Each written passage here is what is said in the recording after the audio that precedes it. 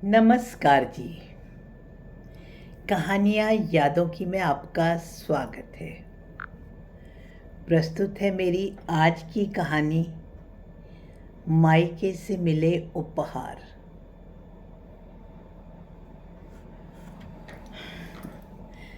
जब से रानी घर में आई है ना, घर के तो रंग ढंग ही बदल गए। बाकी दोनों बहुएं भी तो घर में रहती थी, एक सुबह का और एक शाम का। खाना बनाने का दोनों ने इसी तरह से ही काम संभाला हुआ था। मालती जी दोनों की सहायता करती थी। वैसे भी मालती जी को खाली बैठने का कोई शौक था भी नहीं। किसी जमाने का खरीदा हुआ बहुत बड़ा और साधारण सा घर। बेटी की शादी हो चुकी थी। दोनों बेटे खर्चे के नाम पर बाबूजी को 5-5 हज़ार रुपये भी देते थे और बाकी सारा खर्चा मिलजुल कर ही चलता था।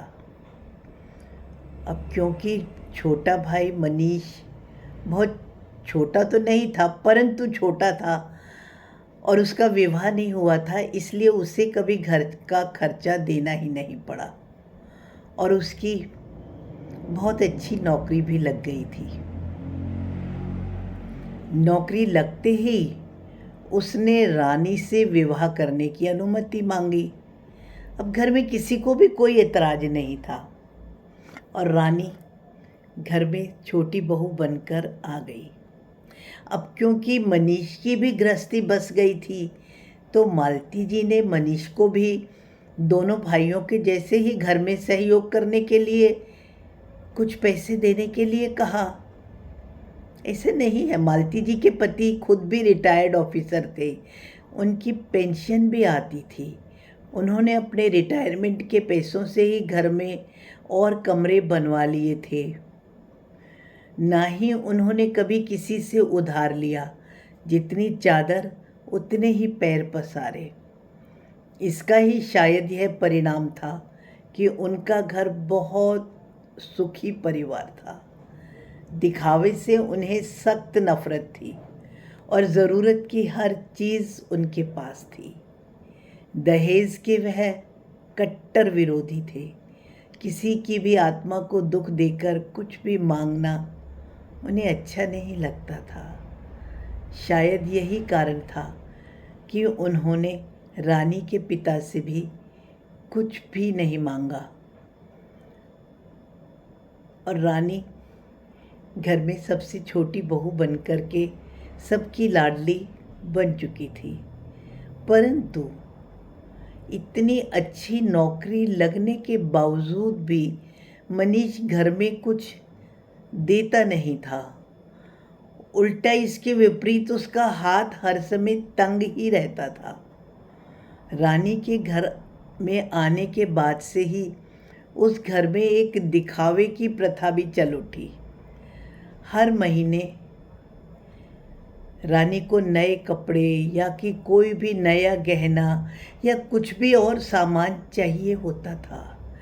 कुछ भी पहनते ही या कुछ भी लाते ही वह मालती जी को दिखाकर यही कहती थी, यह मेरी मम्मी ने दिया है, या खाने पर बुलाने के बाद यह मेरी चाची ने दिया है, या कि यह मेरी भाभी ने दिया है।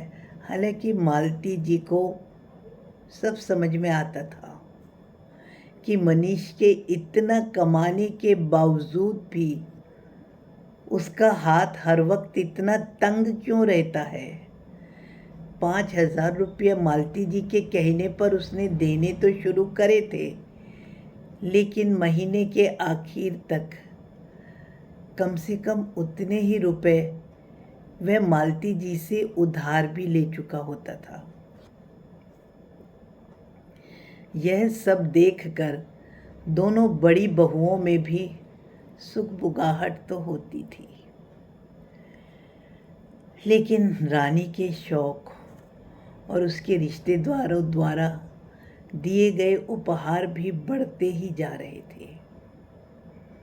अभी इस दिवाली पर उसने मालती जी को अपना बहुत महंगा एलईडी टीवी दिखाया।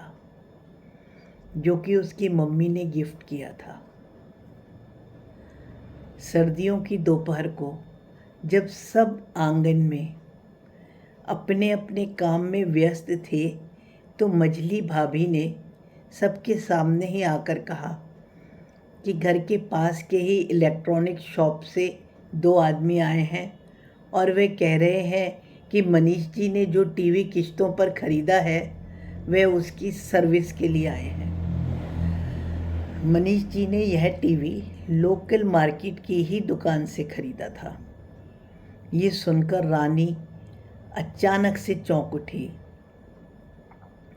और मालती जी को देखकर बोली, मम्मी आपके ना मेरे मम्मी ने ना पैसे दिए थे जिससे कि मैंने टीवी ख़रीदा है।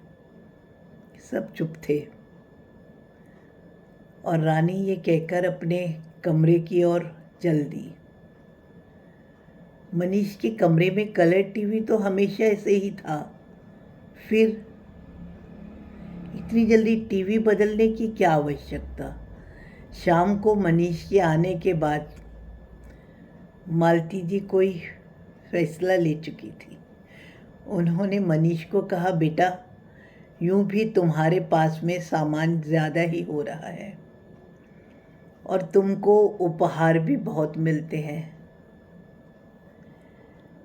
ऐसा करते हैं, इस इतवार से आप लोग ऊपर जो 2 कमरे हैं उनमें चले जाइए और पीछे वाले छोटे स्टोर को अपनी रसोई बना लेना। इस तरह से आप अपना रहन सहन अलग ही कर लो।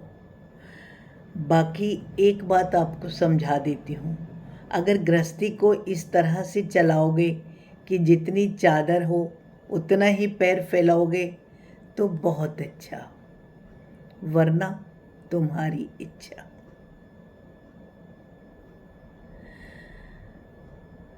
कुछ दिखावे में कुछ भी नहीं रखा और ना ही उसकी कोई आवश्यकता होती है। दिखावे से तुम अपनी मानसिक शांति ही खो सकते हो। खैर, आगे तुम जैसा ठीक समझो वैसा ही करना। ऐसा कहकर मालती जी ने अपनी दोनों बहुओं को कहा, आज से हम पहले के जैसे ही काम करेंगे और यह छोटी बहू अपना सामान ऊपर शिफ्ट कर लेंगी। शायद उन्होंने सही करा या नहीं, यह तो आप ही जाने। अगर आपके मन में कोई भी विचार आए तो कमेंट्स द्वारा सूचित करें। धन्यवाद जी।